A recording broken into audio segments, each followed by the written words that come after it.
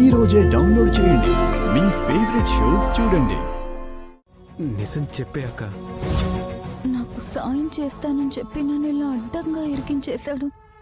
అయితే నిజమేంటో సింధుజాక్షికి తెలుసన్నమాట. నాకు కూడా తెలుసు నాన్న.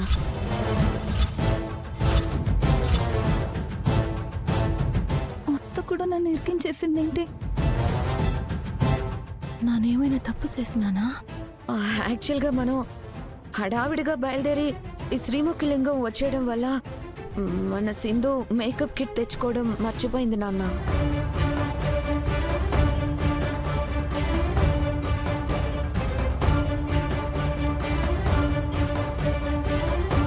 రెండు రోజుల్లో పెళ్లి.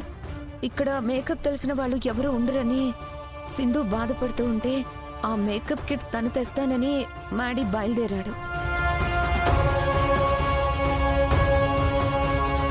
ఇంత చిన్న మేకప్ కిట్ తీసుకురావడానికి ఇంత పెద్ద బ్యాగ్ అవసరం ఉంటుందా?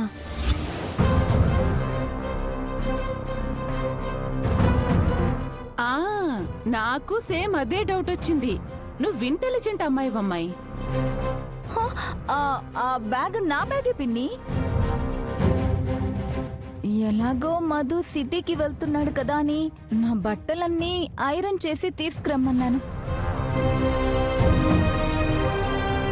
నిజమా? అవును తాతయ్య. కావాలంటే చూడండి. అవసరం లేదు. మనం చేసే పని మంచిదైనప్పుడు మనం వెళ్లే దారి కూడా మంచిదై ఉండాలి. దొడ్డిదారిన వెళ్లి చేసేది మంచి పనే అయినా చూడ్డానికి చెడ్డ పనిలాగే అనిపిస్తుంది.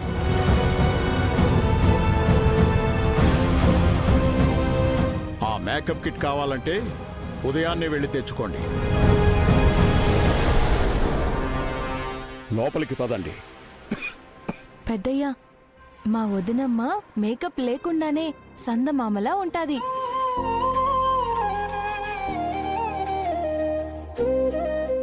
ఇంత అందానికి మళ్ళీ మేకప్లు ఎందుకు పెద్దయ్యా? అంతగా మేకప్ వేసుకోవాలి అనుకుంటే మా ఊళ్ళో దొరికే పాలు తేనెలో పసుపు కలిపి రాసుకుంటాది.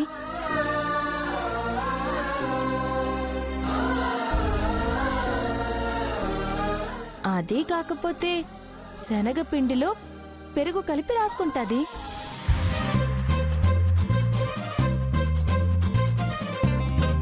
మేమంతా అదే రాసుకుంటాం పెద్దయ్యా. అది సరే గాని ఈ సమయంలో నువ్వు ఇక్కడికెందుకు వచ్చావు?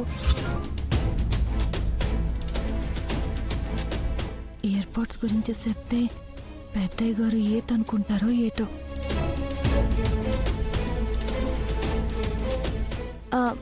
ఏట్లేదమ్మగారు, మా పక్కింటోళ్ళ పెయ్యి ఒకటి కనిపించకపోతే ఎతుక్కుంటూ వచ్చినాను.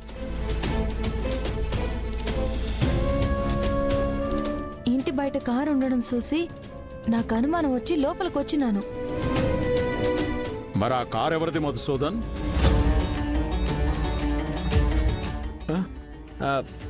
ఏమో తెలియదు తాతయ్య. ఆ కార్ ఎవరిదో నాకెలా తెలుస్తుంది? పెద్దయ్య, నన్ను ఇలాగొచ్చి మీ అందరి నిద్ర పోగొట్టాను. నన్ను క్షమించండి. ఇందులో నీ తప్పే ఉంది శ్రీలక్ష్మి. నువ్వు వచ్చి మంచి పనే చేశా. ఏటి పెద్దయ్యా అంతలా దగ్గుతున్నారు? ఒంట్లో ఏమైనా బాగోలేదా? అదే లేదమ్మా, వాతావరణం నీళ్లు మారాయి కదా, 2 రోజులు ఇది మామూలే. మామూలే అని తేలిగ్గా తీయకూడదు. మీరు లోపలికి పదండి.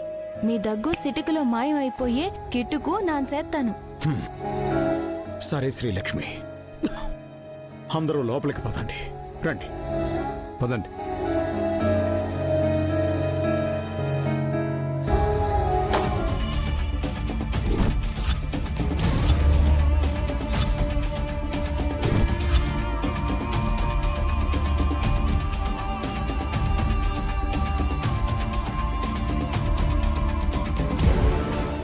ఏం దాస్తున్నారు? చూపించండి. మీరది చూపకపోతే నన్ను పెద్దయ్య గారిని పిలుస్తాను. తీయండి.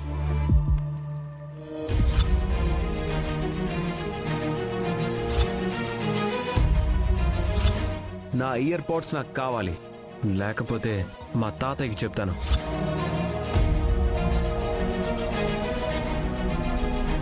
ఈ ఇయర్ పాడ్స్ మీ కాడే ఎట్టుకుని నాను పడేసినానని చెప్తారా? మీరు నన్ను ఆట పట్టించాలని అనుకున్నారు. దాన్ని నాను సీరియస్గా తీసుకుని ఇంత పొద్దు వరకు ఎతికి దొరకలేదు అని చెప్పడానికే ఏడకొచ్చినాను.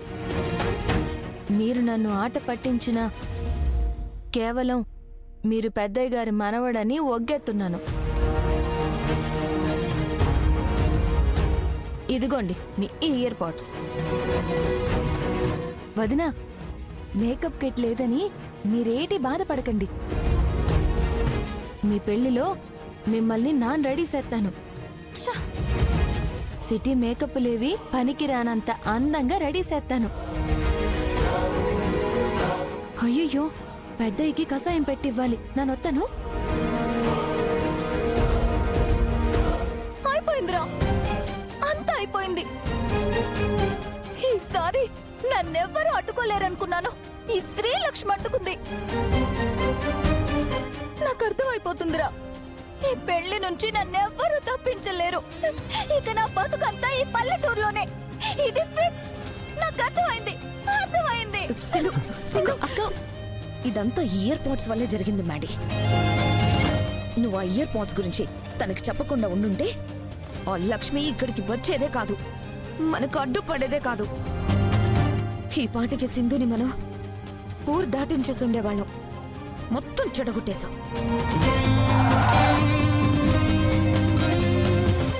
ఏంటనే ఎలా చేసావు?